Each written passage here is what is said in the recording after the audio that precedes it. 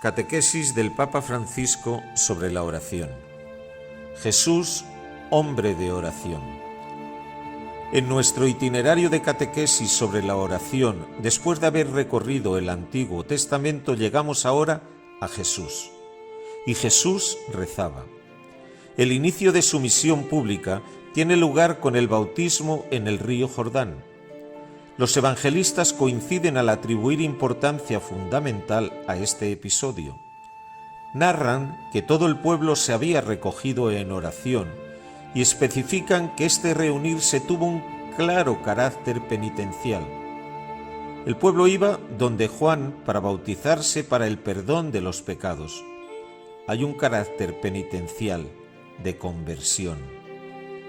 El primer acto público de Jesús es, por tanto, la participación en una oración coral del pueblo.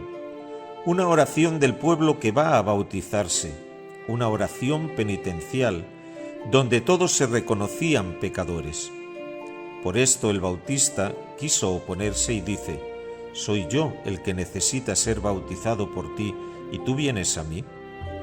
El bautista entiende quién era Jesús, pero Jesús insiste: el suyo es un acto que obedece a la voluntad del Padre, un acto de solidaridad con nuestra condición humana.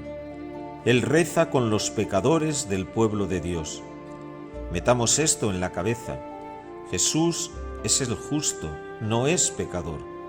Pero Él ha querido descender hasta nosotros, pecadores, y Él reza con nosotros. Y cuando nosotros rezamos, Él está con nosotros rezando. Él está con nosotros porque está en el cielo rezando por nosotros. Jesús siempre reza con su pueblo, siempre reza con nosotros, siempre. Nunca rezamos solos, siempre rezamos con Jesús. No se queda en la orilla opuesta del río, yo soy el justo, vosotros los pecadores, para marcar su diversidad y distancia del pueblo desobediente, sino que sumerge sus pies en las mismas aguas de purificación. Se hace como un pecador. Y esta es la grandeza de Dios, que envió a su Hijo, que se aniquiló a sí mismo y apareció como un pecador. Jesús no es un Dios lejano, y no puede serlo. La encarnación lo reveló de una manera completa y humanamente impensable. Así, inaugurando su misión, Jesús se pone a la cabeza de un pueblo de penitentes, como encargándose de abrir una brecha a través de la cual todos nosotros, después de Él, debemos tener la valentía de pasar. Pero la vía, el camino, es difícil. Pero Él va abriendo camino. El Catecismo de la Iglesia Católica explica que esta es la novedad de la plenitud de los tiempos. Dice: la oración filial que el Padre esperaba de sus hijos va a ser vivida por fin por el propio Hijo único en su humanidad, con los hombres y en favor de ellos. Jesús reza con nosotros. Metamos esto en la cabeza y en el corazón. Jesús reza con nosotros. Ese día, a orillas del río Jordán, está por tanto toda la humanidad con sus anhelos inexpresados de oración. Está sobre todo el pueblo de los pecadores, esos que pensaban que no podían ser amados por Dios, los que no osaban ir más allá del umbral del templo, los que no rezaban porque no se sentían dignos. Jesús ha venido por todos, también por ellos, y empieza precisamente uniéndose a ellos, a la cabeza. Sobre todo, el Evangelio de Lucas destaca el clima de oración en el que tuvo lugar el bautismo de Jesús. Sucedió que cuando el pueblo estaba bautizándose, bautizado también Jesús y puesto en oración, se abrió el cielo. Rezando, Jesús abre la puerta de los cielos, y de esa brecha desciende el Espíritu Santo, y desde lo alto una voz proclama la verdad maravillosa: «Tú eres mi Hijo, yo hoy te he engendrado». Esta sencilla frase encierra un inmenso tesoro. Nos hace intuir algo del misterio de Jesús y de su corazón siempre dirigido al Padre. En el torbellino de la vida y el mundo que llegará a condenarlo, incluso en las experiencias más duras y tristes que tendrá que soportar, incluso cuando experimenta que no tiene dónde recostar la cabeza, también cuando el odio y la persecución se desatan a su alrededor, Jesús no se queda nunca sin el refugio de un hogar.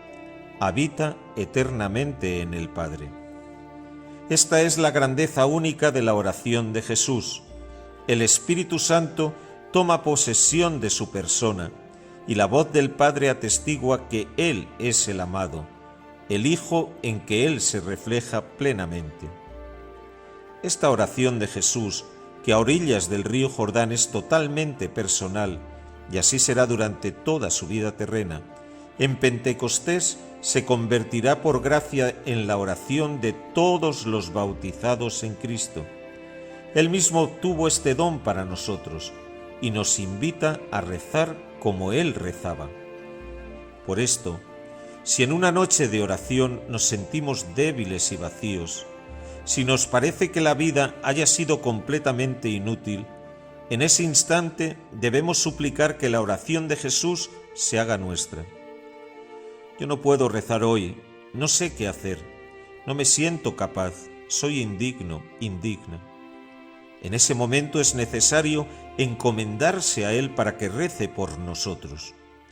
Él es, en este momento, quien está delante del Padre rezando por nosotros. Es el intercesor. Hace ver al Padre las llagas por nosotros. Tenemos confianza en esto. Si nosotros tenemos confianza, escucharemos entonces una voz del cielo más fuerte que la que sube de los bajos fondos de nosotros mismos, y escucharemos esta voz susurrando palabras de ternura. Tú eres el amado de Dios, tú eres Hijo, tú eres la alegría del Padre de los cielos. Precisamente por nosotros, para cada uno de nosotros, hace eco la palabra del Padre, aunque fuéramos rechazados por todos, pecadores de la peor especie. Jesús no bajó a las aguas del Jordán por sí mismo, sino por todos nosotros. Era todo el pueblo de Dios que se acercaba al Jordán para rezar, para pedir perdón, para hacer ese bautismo de penitencia. Y como dice el teólogo, se acercaba al Jordán desnuda el alma y desnudos los pies. Así es la humildad. Para rezar es necesario humildad. Ha abierto los cielos, como Moisés había abierto las aguas del Mar Rojo, para que todos pudiéramos pasar detrás de él. Jesús nos ha regalado su propia oración, que es su diálogo de amor con el Padre. Nos lo dio como una semilla de la Trinidad que quiere echar raíces en nuestro corazón. Acojámoslo, acojamos este don, el don de la oración, siempre con él, y no nos equivocaremos.